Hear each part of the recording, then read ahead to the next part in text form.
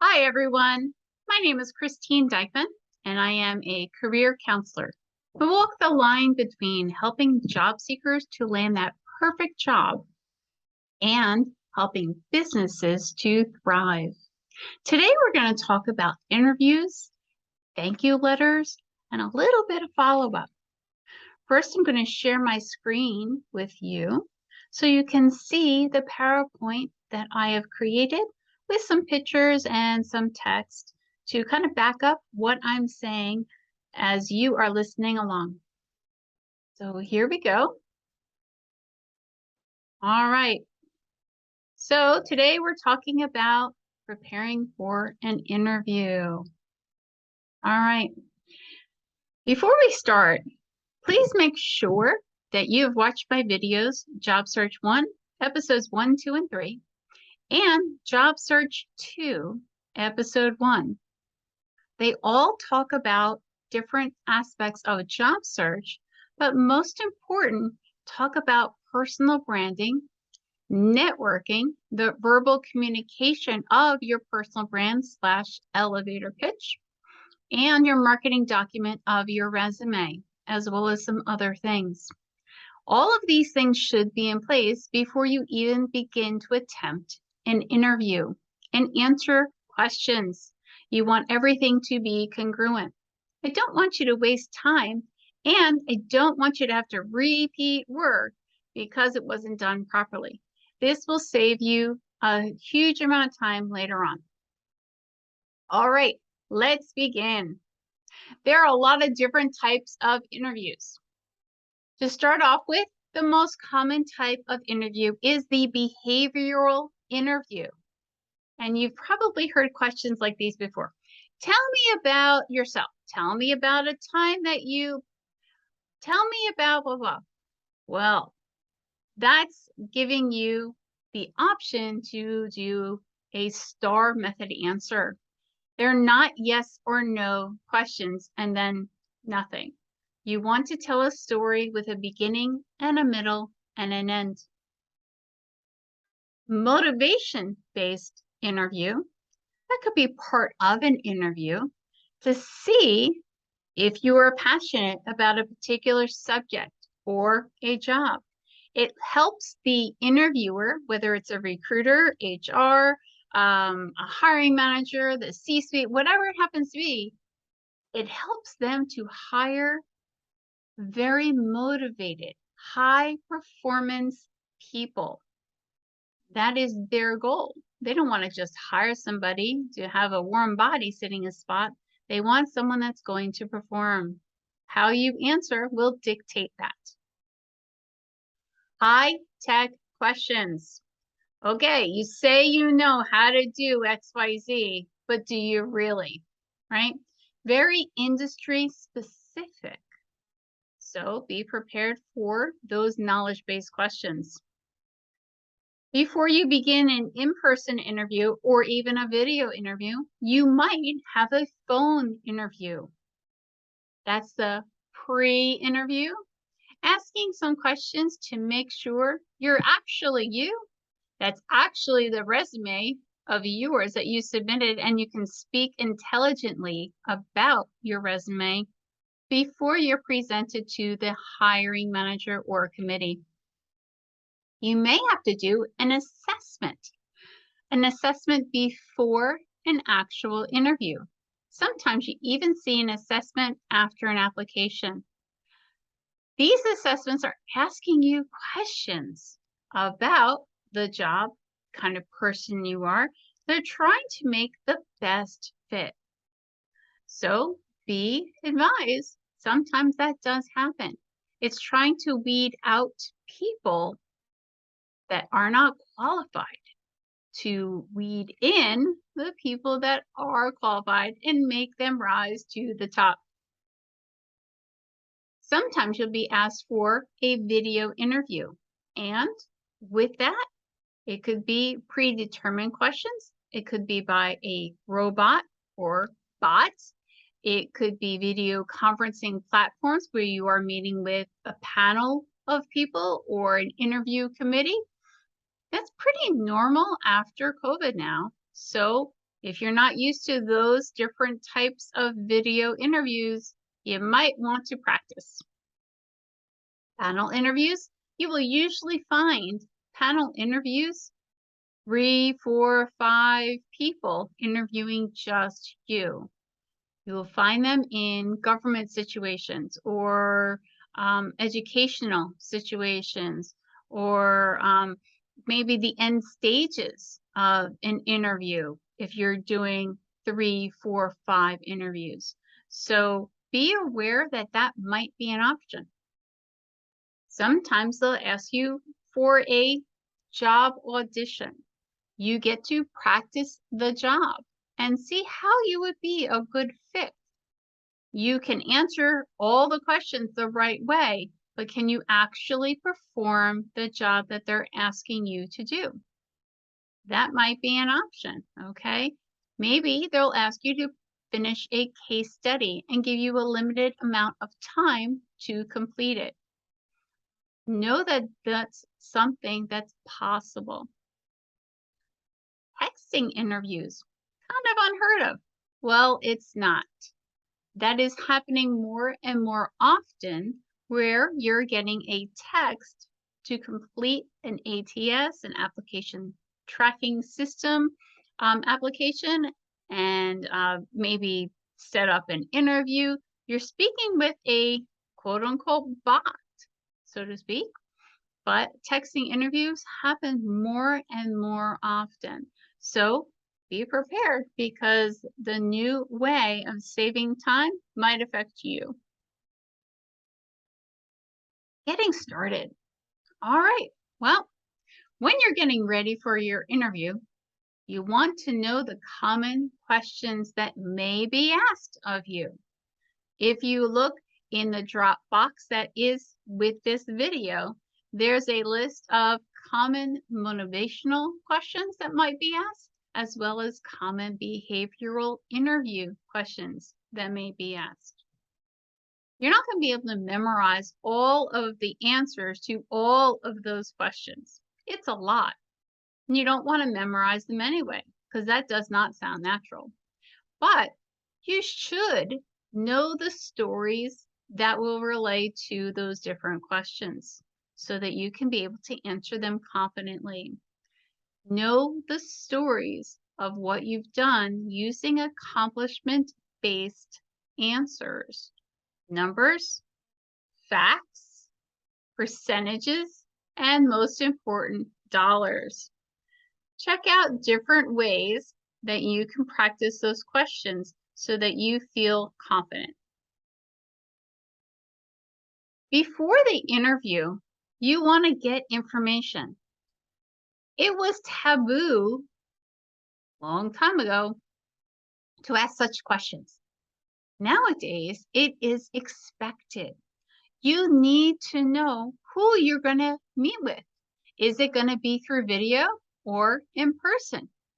You must know the first and last names, preferably their titles too, of the person or persons you're meeting with.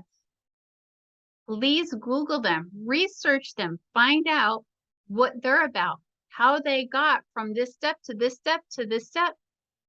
What is their background? What is their passion? You should know before you walk in the room, because guess what? They're doing the same thing to you. An interview is a two-way street. You want to be successful or presenting yourself in the most positive light with an interviewer. However, you are also interviewing them. So you need to do research and find out who that person is. When will you be interviewing? Okay, date, time, find out all that information when they schedule the interview. Ask those very important questions. If it is a video interview and it's online, what is the exact URL that you will receive from them? When will you receive it? What other details do you need? You really should know how long is the interview. How long should you expect to be at an interview? Do you make another appointment? Can you make plans to go to a job search networking meeting?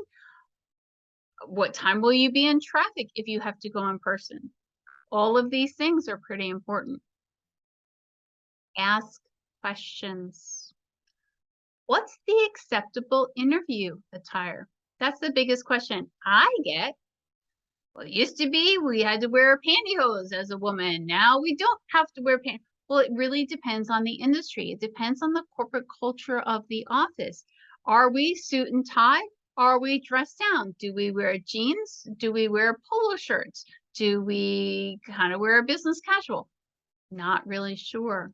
Ask the person that is scheduling the interview what the acceptable attire is so that you are comfortable and the interviewer who is talking to you and asking questions is not on edge because you're overdressed or underdressed. You want to be on equal footing. Be nice. Always be nice. Always pay it forward. Be professional in everything you do, your mannerisms and your answers. You don't know who knows who, and the person scheduling your interview is the most important person in the organization. So be nice. When you have a video interview, make sure you're finding a quiet, private place that doesn't have distractions, that doesn't have children or animals that are walking by in front of you or behind you or opening doors, so you can concentrate. Arrive early and set up early. Be prepared. If you wait till the last minute and you have a problem with some kind of technology, or the URL is not working, or your computer needs to be updated and it hasn't been updated, or whatever happens to be, you're not going to have time to fix those issues before you have your appointment. So arrive early and make sure everything works and is reliable and ready to go. Don't rely on your notes.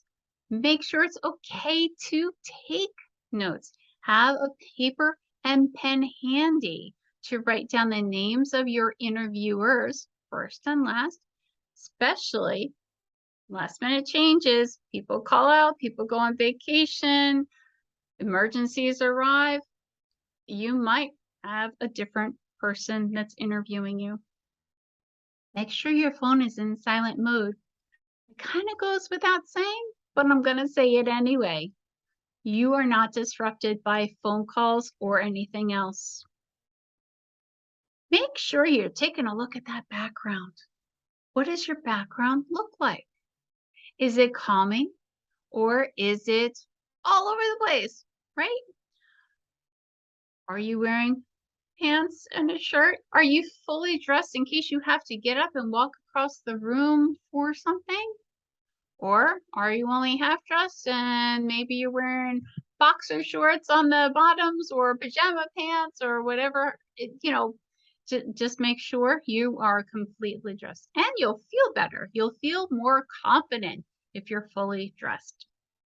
Make sure if you're doing a video interview, all of your other tabs are closed. This will take a lot less of your computer's energy and you won't get as many notifications either. During a video interview, it could be a live video interview where you're meeting kind of like this on Zoom with several different people or one different person, and you're talking back and forth. They're asking you a question, you're answering the question. It could be through several different mediums such as Zoom or Teams or Skype, or it could be, gosh, another video conferencing platform, right? Sometimes they are pre-recorded interviews where the questions are already out there. There's nobody in person asking you, virtual or otherwise, and basically a robot's asking you a question and you're answering and recording the answer and you're pressing a key for the next question. Okay? So with that said, all of your answers are recorded. If that's the case, because you're asking, you would know that, right? Do you get a retry? Do you get to, oh, wait, I didn't say it the right way, or oh, I wanted to say it this way. Do you get to record or re-record, or do you only get one shot? You should probably ask that so you can be mentally prepared to what you're walking into. And there's almost always a time limit to your answers. So make sure your answer is falling into that allotted time frame and you're not going over, because you want to say everything that you were prepared to say. When you're doing some kind of video interviewing, you want to be looking at the camera. If that's the case, maybe you want to put a post-it note or something near the camera so your eyes are always looking up at that. If you're looking down at the people and images on the screen, you're not looking at the camera and all they see are the tops of your eyelids, and it looks as though you're not paying attention. So make that eye contact. Even if you go off and on, direct your gaze at the webcam. When you're listening, look back at the screen, smile. Remember, we're using our body language, right? Communicate. They understand that you're giving the full attention to them and not something else going on in the room. Use hand gestures, again, to communicate that you understand what is being said and how to move forward. But don't make your hand movement so big that they can't see it because it's outside of the screen, right? Keep them close to your body. Dress the part, whatever job you're looking for, be that person, okay? So if the expectation is that you dress up, you should be dressed up. If the expectation is that you dress down or business casual or whatever it is, then make sure you're doing what that expectation is. There's a website at the bottom of this screen for more information about video interviewing. For any interview, whether it is in person and you're traveling there or it is on video, make sure you have 3 to 5 resumes. If it's in person, you want to have paper color resumes or have your resume in a folder that's a very easy click on your desktop so you can share that information with the people that you are interviewing with if they need it. Consider, not mandatory, but consider bringing a portfolio of your work, your value validation project, right? Having it ready to go, whether it is in person, so you can showcase everything, or in a folder on your computer. Again, you can share that information with the person or persons that are interviewing you. Maybe you need a little time to think of an answer, or maybe you would just like some clarification. Make sure you're repeating the question for understanding, whatever question it is. And then answer, not in a yes/no format, but answer with all the information that they need, always using the STAR or PAR format. Situation, task, action, results, and relevance. Remember, we have one mouth and 2 ears. So you are talking only 40% of the time, but you're listening and observing with those 2 eyes 60% of the time. Who are you talking to? Who is in the room? Who is the person that you should be listening to? Make sure that you're taking note of all of that. Make sure you're asking permission to take notes so that you can refer to your resume to give better answers. When you're answering, focus on your career and what you've done from this level to get to this level, to get to this level, to not so much the strict chronological, but how this relates to that, which relates to that, okay? Remember, storytelling is king. When you relay your information in a story, people understand it, no matter who they are. And it's much easier to recommend and refer you to a job, internal or external, when you relay information in a story. Connect the dots so they don't have to think. We're using storytelling, but again, career, how'd you get from point A to point B? All right. Keep your answers short and sweet and to the point. Just like a resume. At the very end, close the sale of you. Remember, WIIFM. What's in it for me? Why are you the best? The unique value proposition that you bring to the table that maybe others do not. Your background, your experiences make you who you are today. All of those things contribute to the person you've become. So, does that make you the best person or a better person? Shout it from the mountaintop and let them know. Remember, I love this saying. Thank you to Alex. Remember, an interview is like a first date. You're not going to say, hi, nice to meet you. Let's get married. You would never say that to somebody. But you would ask questions. You would have discussion. If you are called in for an interview, they already like you. They like you from the resume. Maybe you had a phone screen and you answered some questions. They really like you. You'd be a good corporate culture fit. And now it's about personality, answering the question, but how you answer the question. You either are or you're not a good fit. However, letting them know what you did is huge.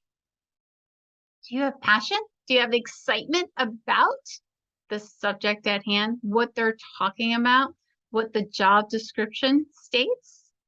Let it show, because that is going to be a huge motivator for you. They want to know by meeting you, whether it is virtually or in person, looking into your eyes. Do I trust you? Do I want to work with you? I don't know. You are being judged. Maybe they trust you a whole bunch and they want to offer you a job, but you look at them and you say, I don't want to work for these people. It's okay, but you need to make that choice. Don't self-sabotage without asking those questions or letting them ask questions.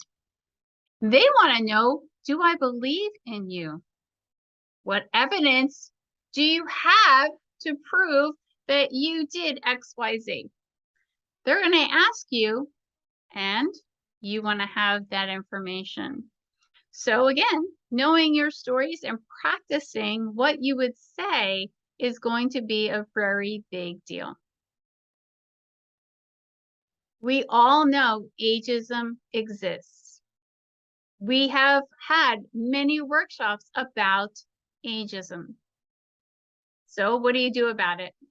Well, it's a matter of what you say and what you don't say, right? Think about it.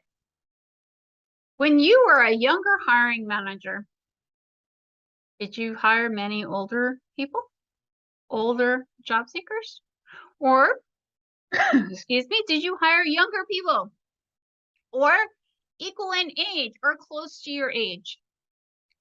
That's what they're thinking about because of generations. So if you can show that you are a perfect fit for the job and all the things that go with ageism, then maybe you can sway them, right? Don't doubt and assume that that's the way they think. Watch your words. Don't say seasoned executive on your resume or in a conversation for an interview or phone screen. I remember when, well, that shows that you are older than the person you're speaking with. So those phrases you want to take out of your language, out of your toolkit. Show that you're a mentor who can share their transferable skills with others on the team and learn from each other.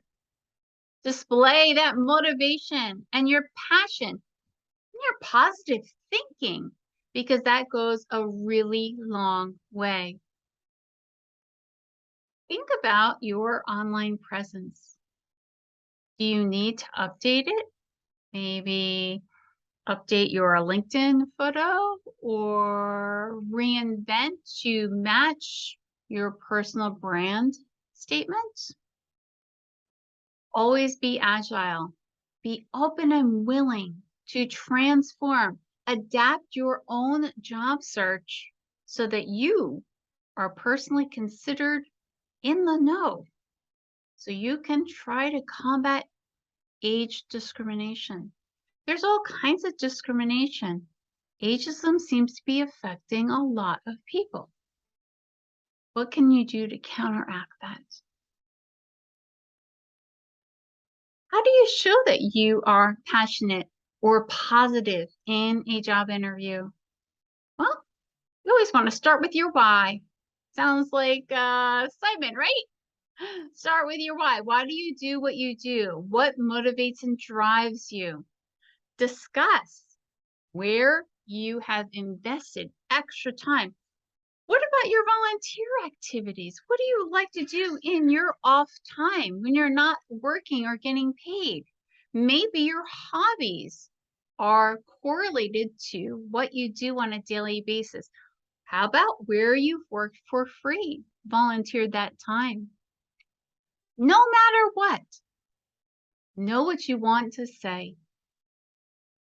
Do not use or like or I don't know.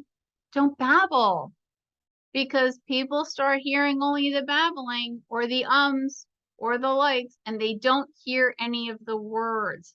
It doesn't make you sound very intelligent either.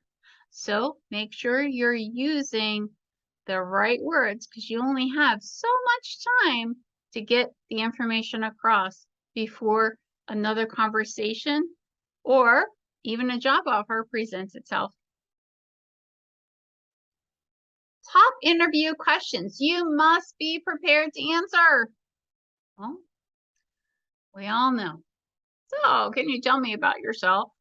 You better know about yourself, what you stand for, and be able to relay it. What are your greatest strengths? We're usually ready for that one too. But a twist on that is, tell me your greatest weakness. Everyone has a weakness. Everyone in the whole world. We're not perfect. There's something that's weak, and that's okay. But do you know what the strength is? And maybe your couple weaknesses, one weakness, tell them. Because they're trying to even out the team. If everybody is weak in one area, that's not really a good selling point for you. Make sure the weakness that you have really doesn't have anything to do with the job. Well, my time management skills are not so good. I'm always late. Well, that kind of goes across every job. Would you want to hire somebody that's always late? Maybe not. What can you talk about that might not have to be your primary part of your job? What are you looking for in terms of salary? Well, most recruiters and the hiring managers have a range, and you have to fit into that range. They don't want to waste your time talking about a job and interviewing you if you want way up here for salary and they have this, right? It's not a good fit right off the bat.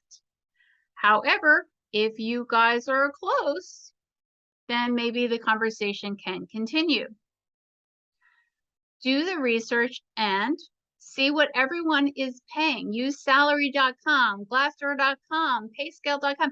There's a ton of places that you can figure out what a salary is approximately for a job.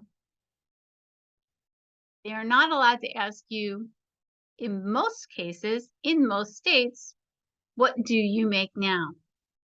They can ask you, what are you looking for in terms of salary? So if they reword the question, it's totally illegal, and you need to be prepared to answer that. Why did you leave your last job? Guess what? That's legal. They're allowed to ask. If you were fired or terminated from your last position, there's a ton of information and responses on Google. So just Google it. What have you been doing during COVID-19? That's a newer question, obviously. However, that has changed a lot of people's career direction.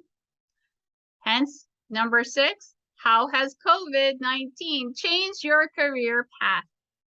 They want to know, and they want to know if you're a good fit for their job opening.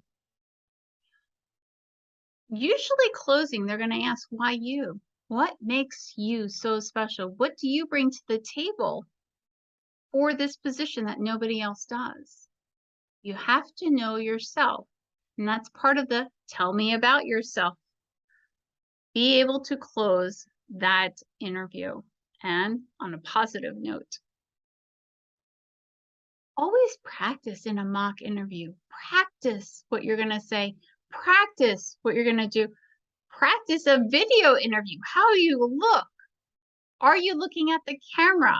Can you find your folder to share your resumes or your marketing materials or whatever it happens to be, right? Are you practicing? Down below, you'll see Mr. Simon is a wonderful practice tool. There are a lot of practice tools that you can use.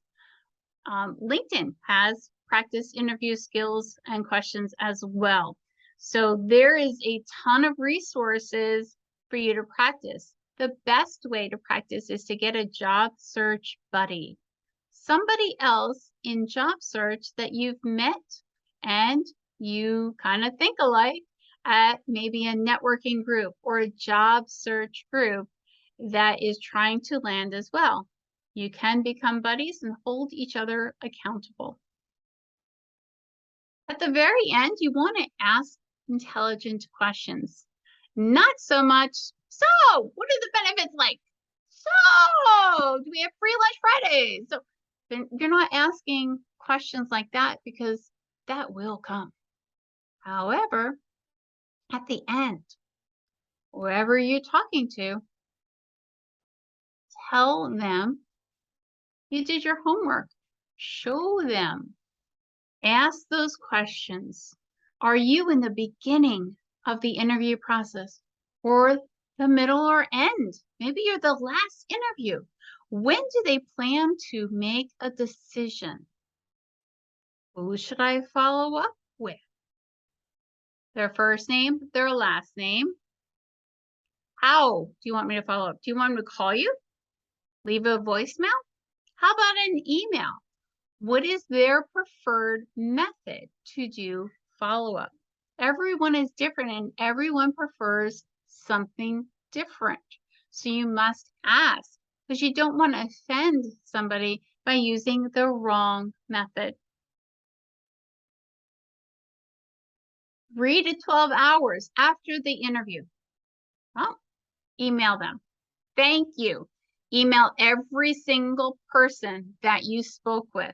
If there's a panel of 6 people that are interviewing you, you need to have 6 thank you notes to every person. They should be unique. With that said, customize it. Unique, different. What did they say? What did that one person say that you can, 1, correlate to the job at hand, but 2, have that personal connection to send a personal thank you note. Keep it positive. Reflect on how you are the perfect fit for the job, right? After you send your email, mail through the U.S. Post Office, mail a handwritten thank you note. I mean, think about it. An email is pretty immediate, but a handwritten note through the U.S. Postal Service takes a couple days to get to you. Yes? Okay. When you write a handwritten, when's the last time you received a handwritten thank you or a handwritten note of any kind? If you receive anything in the mail, it's usually a bill, yes? Or junk mail, yes? A handwritten note is a treasure. This could be the deciding factor between you and somebody else. People at job fairs have not gotten called for interviews or further action because they never mailed a thank you note. This is a big deal. Take the time, mail a handwritten thank you note saying what you liked about the interview. Make that connection. Keep it positive. Okay? Two different forms, but your goal is to, one, make them happy because they're receiving positive mail as opposed to negative. But you need to get your name out there over and over and over again. Even if you aren't the winning person for that interview, that position, even if you aren't number one choice, people talk to people. Other hiring managers know other hiring managers. You may be a good fit for a different company or a different position. This is your personal brand. It speaks about you and your professionalism. Definitely take the time to do that. Don't just let it go. About a week after that, follow up. Hey, haven't heard back from you. What's going on? Hey, it's just me following up with you. You said you're going to be done with interviews and make a decision soon. Hey, follow up. If they haven't made a decision or somebody was sick or out of the office, whatever, okay, no problem. You're always gracious. You're always forgiving. Is it okay if I follow up with you next week or the week after? Repeat that process so that you get that call and you get the offer. People that do not follow up have missed out on the offer and somebody else has gotten it for follow-up. So don't leave that point out. A lot of people are upset. They want to have feedback. They want to know how they did in the interview. And well, guess what? Feedback is the new F word. Do not ask for feedback. You won't get it. But if you pose it in a different language, can you share what you thought? Can you share your advice for doing a better job? Can you share an observation that you had during our interview? Can you share your recommendation for doing a better job or a different job? Or how would you do it differently? Share with me your thoughts, right? If you ask them to share at every step of the process, from video to an in-person interview to a phone interview to all of those things, you're going to have more information to go on, right? Take notes and listen, whether it's a positive or a negative. You can make the choice whether you want to implement changes or keep things the same. But if you're still continuing the process, you might want to adjust a tiny bit or a tweak here and there to be able to move forward again in the process. The interview always consists of a before, a middle, and an end, right? So you are always, no matter what, building relationships. You're always networking because they can influence the hiring manager and the hiring process. You're always demonstrating your value, whether it is a value validation or whether it is talking and networking and expressing that personal brand and the positivity that you're bringing. Make sure you're doing the research on the company, on the people that work there. Wouldn't it be great to know that you would love to work there before you even get in the door, or that you would not want to work with whomever those people are, and maybe you don't go through the interview? I don't know, but knowledge is power. Are you a good fit for them? Are you the person they're looking for, right? And remember, it's not over till it's over. Things get tied up, things get canceled, recs get canceled, and then they come out again and you might have missed it. 3 months later, they could call you and say, hey, still want that job? A year later, hey, you remember me? You applied for a job a long time ago and you interviewed.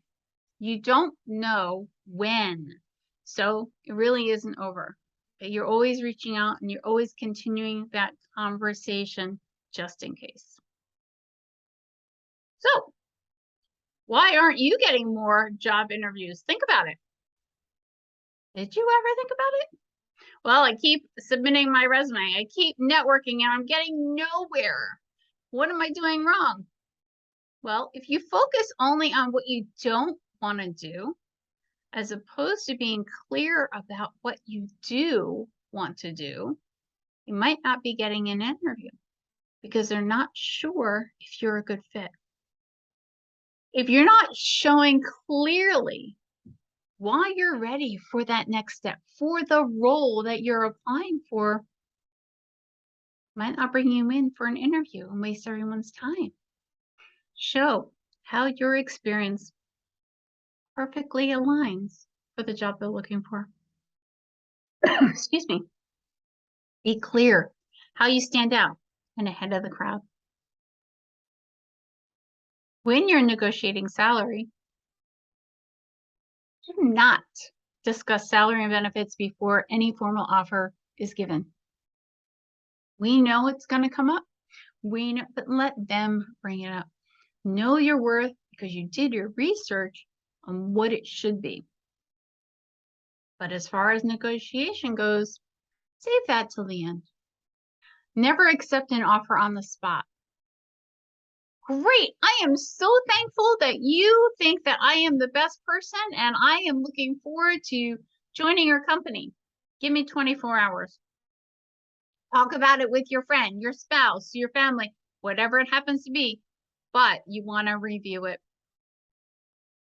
Don't accept the first offer without countering. They're expecting a counter.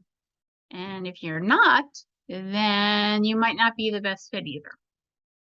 Women typically do not. There's many articles about this. Women do not negotiate. Never taught to negotiate. Start to do that, okay? You're worth more than that first number. Research the market value. Use those different sites, salary.com, Glassdoor, see what everyone else is paying for your job. Be optimistic. Joining their team. Supply evidence of your worth, because sometimes we need to remind them again why we're worth what is everyone else is paying, okay? Definitely ask if there's flexibility. I mean, worst they can do is say no. Take control of your job search. You are in control, not a hiring manager, not HR, not the C-suite, you. But with that said, just because you have a new resume, a new business card, doesn't mean you get business, doesn't mean you get a job. You have to take control and action in order to land. If street names and parks and playgrounds change, is the old corner store still on the corner of the town that you grew up in? If it is, well, good for you. It likely isn't. So if it's changed, maybe you need to change too. What worked 10, 15 years ago might not work now. So you got to change with the times. If you don't change, you're going to be left behind. All of this requires a little bit of change on your part. You have to meet in the middle, but you got to take that step. Some resources are listed here. Okay. So, excuse me, take note of LinkedIn, Career Sherpa, Job Hunt, The Muse. My Networking Central's awesome. There's all kinds of networking groups, and there are career counselors that are willing to give you a ton of information for free, especially from LinkedIn. Thank you, everyone. I appreciate you watching our video today for interview skills, and good luck to you. And if you have any other questions, just give me a call. Talk to you soon. Thanks.